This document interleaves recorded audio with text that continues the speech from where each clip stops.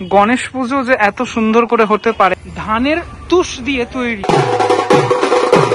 বাড়ির মতো, পুরো বাড়ির মতো ময়ূরের মুখ রয়েছে। ফুচকার যে বাটিগুলো, বদ্রীনাথের মন্দির অপূর্ব সুন্দর লাগছে। তিরুপতি বালাজি মন্দির, ফুল থেকে শুরু করে আরো অনেক আদিযোগীর মণ্ডপে অপূর্ব সুন্দর ধানের তুষ রয়েছে। একদম অমরনাথ ধাম এরকম ভাবে সেজে উঠেছে মণ্ডপটা, খুব ভালো লাগলো দেখে। যোধপুরের কোন একটি প্যালেস, রথের ওপর ফ্রন্ট লুকটা খানিকটা ঠিক এরকম সুন্দর ভাবে তৈরি করা পুরোপুরি মূর্তিটা। প্রত্যেক বছরই ভাবি গণেশ পুজোর সময়টাতে যাব মুম্বাইতে, কিন্তু মুম্বাই যাওয়া তো আর যেই সেই ব্যাপার না, তাই না? বিশেষ করে এই দুর্গাপুজোর আগের এই সময়গুলোতে এতটাই ব্যস্ত থাকি, যার জন্য আজকে চলে আসলাম মিনি মুম্বাই, কলকাতার একদম পাশে কাকিনাড়া, যেখানে প্রচুর গণেশ পুজো হয়। পরপর দেখতে দেখতে যাব এবং তোমাদেরকে এই ভিডিওতে শেয়ার করব। 1 নম্বর প্ল্যাটফর্ম থেকে নেমে, মানে শিয়ালদা থেকে 1 নম্বর প্ল্যাটফর্মে আমি নামলাম। নামার পরে ওই মানে শিয়ালদার দিকেই যে ব্রিজটা রয়েছে, রেলওয়ে ব্রিজটা রয়েছে, আবার এদিকে আসলে মানে কাকিনাড়ার এদিকে আসলে এই প্রথম যে গলিটা পড়ে, এই দিকের যে রাস্তাটা বাঁ দিকের, এখান থেকে বেরিয়ে গেলাম। চলে আসলাম প্রথম প্যান্ডেল সুরক্ষা সংঘে। এখানে কিন্তু এরকম একটা বাড়ির মতো, পুরো বাড়ির মতো একটা এরকম করা হয়েছে প্যান্ডেলের বাইরেটা। তবে আজ যেহেতু একদম আগের দিন, মানে গণেশ পুজোর ঠিক আগের দিনটা আজকে, তাই জন্য এখনো অবধি বেশ কিছু কাজ সেটা বাকি রয়েছে। ভিতরে দেখা যাচ্ছে এরকম কিছু বাদুর ঝুলছে, তারপরে দেখো বাদুরটা ঝুলছে, এটা কিন্তু হাওয়ায় ঝুলছে, কোনো এমনি কোনো ইয়েতে না, মানে কোনো মেকানিক্যাল কাজ নয়। হ্যাঁ, খানিকটা ঠিক এরকম ভিতরটা। আর একদম সামনের অংশে প্রবেশ করলেই যেটা দেখা যাচ্ছে, এখানে এটা হচ্ছে গণেশ ঠাকুর রয়েছে। যদি এখন অবধি গণেশ ঠাকুরের মুখটা ঢাকা রয়েছে, তার কারণ কাল মানে উদ্বোধন রয়েছে কালকে, তো কালকেই তোমরা যখন আসবে তখন দেখতে পারবে। নিচের অংশটা এরকম হাত দেওয়া রয়েছে, গণেশ ঠাকুরটা কিন্তু খুব সুন্দর দেখেই মনে হচ্ছে। পরের মণ্ডপটা চলে আসলাম একতা সংঘ, ঠিক আছে? তো এখানে যে গণেশ পুজোটা হয়েছে এবার তোমাদেরকে দেখাবো। এই যে রয়েছে কাকিনাড়া একতা সংঘ, তো এই হচ্ছে টোটাল মণ্ডপটা। এখানে এইভাবে ঠিক হয়েছে, দুদিকে দেখতে পাচ্ছি এরকম ময়ূরের মুখ রয়েছে, বেশ ভালো লাগছে দেখতে। মাঝখান থেকে প্রবেশ করতে হবে, প্রবেশ করার পর তারপরে খানিকটা ঠিক এরকম লাইটে কিন্তু ভালো লাগবে। আসলে অবশ্যই রাতের দিকে আসো, আর রাতের দিকে আসলে ব্যাপারটা দেখতে আরো বেশি সুন্দর লাগবে। একটুখানি দেখানোর চেষ্টা করি এই সামনের অংশগুলোতে, এগুলো কিন্তু এই ফুচকার যে মানে বাটিগুলো, সেই বাটিগুলো দিয়ে পুরোপুরি এইভাবে রেডি করা। এবং ফুচকার শুধুমাত্র বাটি নয়, এই শাল পাতা যেগুলো ব্যবহার করা হয়, এই যে এই শাল পাতাগুলো এইখানেও এইভাবে ডেকোরেট করা হয়েছে। এবং ভিতরটাতেও এই যে ডিজাইনগুলো করা, মানে ময়ূর দেখা যাচ্ছে, হাঁসের মতো কিছু দেখা যাচ্ছে, এইগুলোকেও এই তোমার বাটিগুলো দিয়ে টোটালটা করা। চলো ভিতরটাতে যাওয়া যাক। ভিতরে ঢোকার পরেই এই সুন্দর একটা পরিবেশ সেটা তোমার চোখে পড়বে। একদম সামনেই তোমাকে স্বাগত জানাবে এই ময়ূরটা। তারপর এদিকে ওদিকে অনেক যে আইডলের মতো অংশ সেগুলো কিন্তু রয়েছে।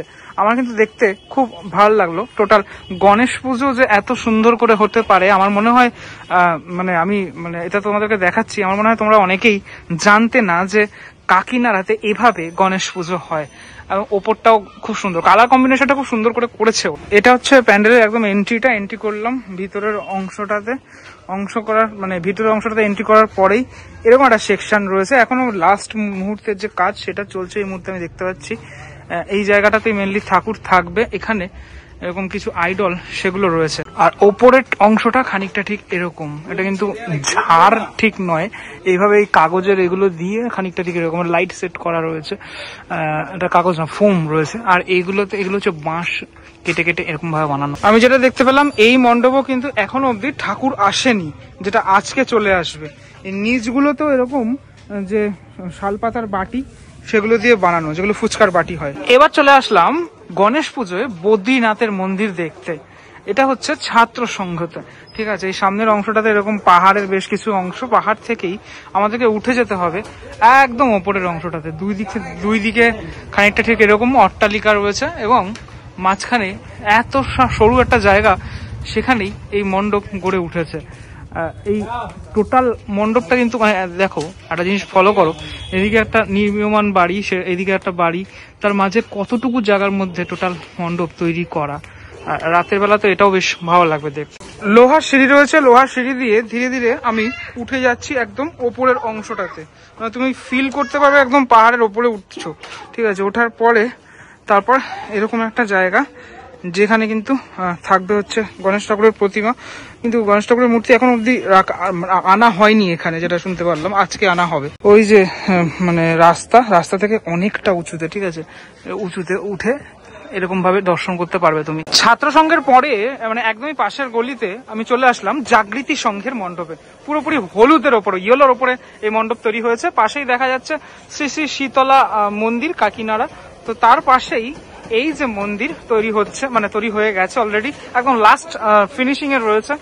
সেটা কিন্তু অপূর্ব সুন্দর লাগছে। এটা কিন্তু লাইট ফেলার পরে আরো বেশি ভালো লাগবে এই মন্দির দেখতে। পুরোটা এটা মনে হয় রাজস্থানের কোনো একটা মন্দির, সেই ঘরানায় পুরোটা ব্যাপারটাকে করা, মানে এই যে আর্কিটেকচার সেটা দেখে যেটা আমার মনে হচ্ছে। ধীরে ধীরে ভিতরের অংশটাতে চলে যাবো। এটা মানে গলি, ঠিক আছে, মানুষজন যাতায়াত করছে দেখতে পাচ্ছ। সেখানেই এত সুন্দর মণ্ডপ তৈরি হয় কাকিনাড়াতে। বাইরের এই পার্ট গুলোতে আপাতত মানে এখানে এই যে মানে স্প্রে রং সেটা হচ্ছে, এই দিকের গুলোতে হয়ে গেছে প্রায়। এদিকে বেশ কিছু বুদ্ধর মূর্তি রয়েছে এরকম ভাবে তৈরি করা, ফোম দিয়ে পুরোপুরি কাজ। হাইটটাও বেশ খানিকটা হয়েছে, অনেকটাই মোটামুটি হয়েছে। চলো ভিতরটাতে চলে যাব, কতটুকু রেডি হয়েছে সেটা দেখাই। ধীরে ধীরে ঢুকে যাচ্ছি ভিতরের অংশটাতে। খানিকটা এরকম, এগুলো কিন্তু পুরোপুরি তোমার হয়ে যাবে, কভার হয়ে যাবে। আচ্ছা, এখানে আমি দেখতে পাচ্ছি গণেশ ঠাকুর রয়েছেন। তিনি কিন্তু এখন আপাতত এখানে প্লাস্টিকে মুড়ে রাখা হয়েছে, তার কারণ যেহেতু পুজোটা 27 তারিখে, সেটার জন্যই কোনো রকম কোনো যেন না হয়, সেটার জন্য, মানে নোংরা না পড়ে সেটার জন্য। কিন্তু বেশ বড় এই গণেশ ঠাকুর, আর যে কাজ হয়েছে গণেশ ঠাকুরের, যে শিল্পী কাজ করেছেন তিনি কিন্তু মানে খুব সুন্দর কাজ করেছেন। মুখের অংশটা একটু দেখা, খানিকটা ঠিক এরকম অনেক বড় মাথার অংশটা, মুকুটও পরে রয়েছেন তিনি দেখতে পাচ্ছি, ঠিক আছে। এখানে 4টি হাত রয়েছে, আর এই টোটাল যে ধুতি পরে রয়েছে এরকম মেরুন কালারের একটি ধুতি। এই নিচের অংশটা খানিকটা ঠিক এরকম ভাবে সাজানো, মানে পাথরের একটা ফিনিশ সেটা কিন্তু দেওয়ার চেষ্টা করা হয়েছে। যাই হোক, মানে ফাইনালি গণেশ ঠাকুর দেখতে পেলাম একটু মণ্ডপে, আমার খুব ভালো লাগলো দেখে পুরোপুরি। এবং গয়নাগাটির সাজ খুব মানে সিম্পল, কিন্তু সিম্পলের মধ্যেও বেশ সুন্দর। মণ্ডপের ভিতরটা খানিকটা ঠিক এরকম, মানে এখানে পুরোপুরি এরকম ঝাড়বাতি রয়েছে। এদিকেও বেশ কিছু দেবদেবী, সেই দেবদেবীর যে মূর্তি, সেই মূর্তিগুলো দিয়ে এভাবে সাজানো। ওভারঅল কিন্তু এই মণ্ডপটা আমার পার্সোনালি ভীষণ ভালো লাগলো। এবার চলে আসলাম আরো একটি মণ্ডপে। এখানে কিন্তু তিরুপতি বালাজি মন্দির হচ্ছে, পুরোপুরি হোয়াইট দেখতে পাচ্ছ, হোয়াইটের মধ্যে রং টং হচ্ছে। এই যে কাজগুলো চলছে আপাতত, এখানে একদম শেষ লাস্ট মিনিট প্রিপারেশন সেটা কিন্তু চলছে তিরুপতি বালাজি মন্দিরে। ভিতরটাতে যাব। ভিতরটা পুরোপুরি এরকম হলুদ কালার, গোল্ডেন কালারের ওপরে পুরো বানানো হচ্ছে। এখানে বিভিন্ন রকমের দেবদেবীর মূর্তি, শিব ঠাকুর থেকে শুরু করে আরো বিভিন্ন রকমের রয়েছে। এখানে ঠাকুর থাকবে আপাতত, ঠাকুর এখানে মনে হয় চলে এসছে, ঢাকা রয়েছে, রংটা করা হচ্ছে যেহেতু, তাই জন্য। এটা আরো একটি মণ্ডপ। এখানে কিন্তু সৃষ্টি সুখ যেটা অনেক জায়গাতেই হয়ে গেছে, সেই যে মণ্ডপটা সেটা এখানে করা হচ্ছে। ওপরের অংশটা এরকম ফুল থেকে শুরু করে আরো অনেক কিছু জিনিসপত্র সেটা দিয়ে পুরোপুরি গড়া হচ্ছে মণ্ডপটি। চলে এলাম আদিযোগীর মণ্ডপে। এটা কিন্তু বাচ্চা বালক সংঘ, ঠিক আছে, যেখানে আদিযোগী এবছর উপস্থাপনা। দেখতে পাচ্ছ ফিনিশিংটা কতটা সুন্দর আদিযোগীর মতো। যদিও সূর্যের একদম অপোজিট সাইডে আমি রয়েছি, কেন লাইটটা খুব একটা বেশি পড়ছে না, কিন্তু লাইটটা যদি তুমি রাত্রিবেলা আসো তাহলে কিন্তু আরো বেশি ভালো লাগবে দেখতে। এখান থেকেই রাস্তার উপর থেকেই মণ্ডপটা দেখা যায় এবং ভিতরেই রয়েছে মূর্তি। এই কাকিনাড়া খুব ক্রাউডেড এরিয়া, হ্যাঁ, যেখানে সেখানে গাড়ি টাড়ি রয়েছে, আমি দেখতে পাচ্ছি এদিক দিয়ে গাড়ি এদিক দিয়ে গাড়ি। যখন আসবে তখন খুব সাবধানে এসো তোমরা, রাস্তার উপরে যেহেতু মণ্ডপগুলো হয়। আচ্ছা, এবার দেখাই ঠাকুর। অপূর্ব সুন্দর ঠাকুর। এখানে একটুখানি ঠাকুরের ব্যাপারে বলে রাখি, এটা কিন্তু দীঘা থেকে এসছে এই ঠাকুরটা, যে ঠাকুরটার কিন্তু অনেক কাজ রয়েছে, মানে অপূর্ব সুন্দর। এখনো অব্দি কাকিনাড়াতে যে কটা ঠাকুর দেখলাম, ঠাকুর এখনো অব্দি অনেক জায়গায় আসেনি, তার মধ্যে সব থেকে কিন্তু সুন্দর ঠাকুর এই ঠাকুরই। এই টোটাল ঠাকুরটি ধানের তুষ দিয়ে তৈরি। একটুখানি ওপর থেকে দেখানোর চেষ্টা করি। এই দেখো, দেখতে পাচ্ছ ধানের তুষ রয়েছে, একদম চালচিত্রের অংশটা অপূর্ব সুন্দর, মানে মারাত্মক দারুণ করে করা হয়েছে। এবং লাইটটা ফেলার পর কিন্তু দেখতে আরো বেশি ভালো লাগছে পুরো ঠাকুরকে। মানে তুমি দেখো এই অর্নামেন্টস যেগুলো আছে, অর্নামেন্টসের অংশগুলো, টোটালটা গয়নাগাটির অংশগুলো, সেটাও পুরোপুরি এই ধানের তুষ দিয়ে করা। ওভারঅল অপূর্ব সুন্দর ঠাকুর। আমি তো বলবো যে মাস্ট ভিজিট প্যান্ডেল, এই প্যান্ডেলটাকে আসো, যেখানে আদিযোগীর প্যান্ডেল হয়েছে। এবং ভিতরে ঢুকলেই তোমরা দেখতে পারবে এরকম সুন্দর মানে যে গণেশ ঠাকুরের মূর্তি, সেটি পুরোটা মানে আমার তো ভালো লাগছে। এই মুকুটটা দেখো কতটা ওয়াইড, কতটা উঁচুর অংশে অব্দি বিস্তৃত টোটাল এই মুকুটটা, খুব সুন্দর লাগবে। চালচিত্রটাও এতটা ওয়াইড পুরোপুরি। যখন তোমরা রাতের বেলাতে আসছো তখন এই ঝাড়টা যখন জ্বলবে এবং ঠাকুরের এই যে মূর্তিটি যখন তোমরা দেখবে তখন এত সুন্দর লাগবে। দেখো ঝাড়বাতি জ্বালিয়েও দেওয়া হলো অলরেডি। এবার কিন্তু মানে ব্যাপারটা আরো বেশি ভালো লাগছে, তার কারণ লাইটের সাথে পুরো খেলছে প্রতিমার যে মূর্তির যে কালার সেটার সাথে। আমার দারুণ লাগলো দেখে। চোখের অংশটাও কিন্তু দারুণ সুন্দর। প্রত্যেকটা জিনিস খুব নিখুঁতভাবে তৈরি করা হয়েছে। আর দীঘা থেকে, অর্থাৎ পশ্চিম মেদিনীপুরের দীঘা থেকে এই ঠাকুর এত দূর থেকে এসেছে। এদিকে দুদিকে দুটো এরকম ময়ূর রয়েছে, এদিকে একটা ময়ূর রয়েছে, এদিকে একটা ময়ূর রয়েছে। প্রত্যেকটি কাজ আমার মনে হয় এই ধরনের ঠাকুর বিসর্জন দিতেও ইচ্ছে করে না কারোর। চলে আসলাম আমরা পরবর্তী যে মণ্ডপ, ছাদ সেবা সমিতি, যেখানে এবছর করা হয়েছে অমরনাথ ধাম। একদম শুরুতেই দেখাবো নন্দী মহারাজকে। নন্দী মহারাজ এখানে রয়েছেন, তার দর্শন করে তারপর তোমাদেরকে প্রবেশ করতে হবে এই অমরনাথ ধামের মন্দিরে। তার আগে আরো একবার দেখাই, এখানে রয়েছে বিশাল আকারের শিবলিঙ্গ। এটা পুরোটা একটা এরকম পাহাড়ের গুহা মতো, ঠিক আছে, যেখানে ওপরে এরকম নারকেলের শিবরা ঠিকরা দিয়ে এরকম করে বানানো হয়েছে। ভিতর দিয়ে ঢুকে যেতে হবে আমাদেরকে এই গুহার ভিতরের অংশে। এখানে এই মুহূর্তে দেখতে পাচ্ছি ঠাকুরকে একদম ঢেকে রাখা হয়েছে, যেটা কালকে যখন তোমরা আসবে তখন দেখতে পাবে। ভিতরের অংশটা খানিকটা ঠিক এরকম। চলে আসলাম পরবর্তী মণ্ডপটাতে, খানিকটা ঠিক এরকম ভাবে সেজে উঠেছে মণ্ডপটা। ভিতরে এই বাজনা বাজানো হচ্ছে, এটা লাইটেও ভাল লাগবে। এখানেও কিন্তু এরকম ময়ূর টয়ূর রয়েছে মণ্ডপের পার্টে দেখতে পাচ্ছি। মণ্ডপটাকে আমি পুরোপুরি পাচ্ছি না, তার কারণ এখানে জায়গা নেই। সাইড থেকে দেখানোর চেষ্টা করছি, খানিকটা ঠিক এরকম। চলো ভিতরটাতে যাওয়া যাক, এবার এই মণ্ডপের ভিতরে দেখা যাক কি হয়েছে।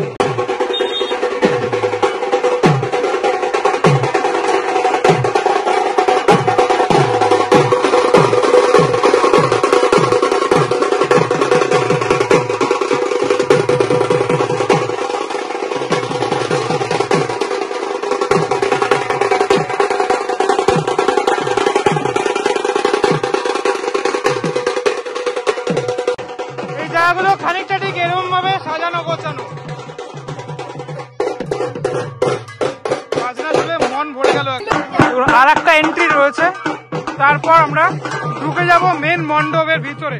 এখানেও যেটা দেখতে পাচ্ছি ঠাকুরের মুখ ঢাকা রয়েছে, কিন্তু আমি কিছুটা দেখাই এখান থেকে, বাকি অংশ দেখা যাচ্ছে। দেখো খুব সুন্দর করে সাজানো এই ঠাকুর। ময়ূর রয়েছে দুপাশে দুটি, আর এদিকে তোমার ইঁদুর রয়েছে। এই পোশাকটা কিন্তু খুব সুন্দর। পিছনের চালচিত্রতে ময়ূরের পালক রয়েছে। এভাবে রাস্তায় দেখতে পেলাম মহিলারা মিলে গণেশ ঠাকুরের পূজা অর্চনা শুরু করেছেন এখানে। খুব ভালো লাগলো দেখে, মানে এই ব্যাপারটা দেখে খুব ভালো লাগলো। মহিলারা মিলে কিন্তু স্টার্ট করলেন পুজো, যেটা সত্যি সুন্দর লাগছে গণেশ ঠাকুরের মূর্তিটাও। চলে এলাম ইয়ং অ্যাসোসিয়েশন ক্লাবের সামনে। এটা মানে ক্লাবের পুজোটাতে, এটা এখানে একটা ছোট্ট জলাশয়ের মতো রয়েছে, আর এখানে অনেকটা বড় মাঠ রয়েছে। মেলাটা হয় পুরোপুরি এই অঞ্চলে। আর প্যান্ডেলটা খানিকটা ঠিক এরকম। এবছরের যোধপুরের কোনো একটি প্যালেস, সেটাকেই এবছর তুলে ধরা হয়েছে, যেটা আমি শুনতে পেলাম। এখানে ভিতরের অংশটাতে যাবো, খানিকটা রেডি হয়েছে কতটা দেখবো, কিন্তু বাইরে থেকে এই ঘন কালো মেঘে যোধপুরের প্যালেস দেখতে কিন্তু অপূর্ব সুন্দর লাগছে। মূলত সাবেকি টাচেই প্যান্ডেলটা গড়া হয়েছে। এখন অব্দি কিছু কাজ সেটা বাকি রয়েছে। ফোম দিয়ে পুরোপুরি ডেকোরেট করা, ফোমের কাজ, তারপর কাপড়ের কাজ দিয়ে পুরোপুরি এভাবে রেডি হচ্ছে। এইটুকু গেলাম ওদের মণ্ডপের একদম ভিতরটাতে, যেটাতে আপাতত লাইটটা নেই। আমি দেখতে পাচ্ছি লাইটটা হয়তো সেট করা হবে, কিন্তু ঠাকুর অলরেডি চলে এসেছে। এখানে কিন্তু এরকম পাথরের টাচে ঠাকুর তৈরি হয়েছে, এটা দেখতে পাচ্ছি। খানিকটা ঠিক এরকম পাথরের টাচে ঠাকুর, মানে পুরোপুরি একটা মানে এক চালচিত্রের ওপর ঠাকুর। পিছনের অংশটাতে চালচিত্রটি রয়েছে দেখা যাচ্ছে। এরকম রথের ওপর গণেশ ঠাকুর তিনি কিন্তু রয়েছেন। ইঁদুর রয়েছে এখানে, মানে প্রত্যেকটা জিনিস তুমি যদি চাকা, তারপর আরো প্রত্যেকটা জিনিস দেখো, খুব ডিটেল ব্যাপারগুলো। আমি একটু জুম করে দেখাই। মুখটা দেখো কি সুন্দর, কি মিষ্টি। চোখগুলো দেখাছো কতটা রিয়েল লাগছে, পুরো চোখের অংশটা দেখতে। আমার সব থেকে ভালো লাগলো পিছনের এই কাজগুলো, খুব ডিটেলের সাথে কাজগুলো করা হয়েছে পুরো ব্যাপারটাতে। এই যে ইঁদুর রয়েছে এখানে, গণেশ ঠাকুরের বাহন ইঁদুর তিনি রয়েছেন। তো এভাবেই পুরোপুরি এই ইয়ং অ্যাসোসিয়েশনের যে গণেশ ঠাকুর, সে ঠাকুর রেডি হয়েছে। ভিতরে তো আর কিছু দেখানোর নেই, খানিকটা ঠিক এরকম একটা ঝাড় রয়েছে ভিতরে, আর কিছু সেরকমটা নেই। কেমন লাগলো এই ঠাকুর অবশ্যই আমাকে জানিও। কিন্তু আজকের ভিডিওর একদম অন্তিম পর্বে চলে এসেছি। মানব সেবা সংঘ, যেরকম মানব সেবা এরা করে থাকেন, তো সেরকম প্যান্ডেলটাও কিন্তু খুব সুন্দরভাবে তৈরি করেছেন ওনারা। তো এবছর যে মণ্ডপটা তৈরি করেছে দেখতে পাচ্ছ, এটা রাতের বেলা আরো আলোতে আলোকিত হয়ে যাবে। এখান থেকে দেখাই পুরোপুরি এরকম এই যে হাড়িগুলো রয়েছে, এর মধ্যে কোনো লাইট ফিট করা রয়েছে। আর এখানে কিন্তু মেলাও হয়, এই মাঠটার মধ্যে মেলাও হয়ে থাকে।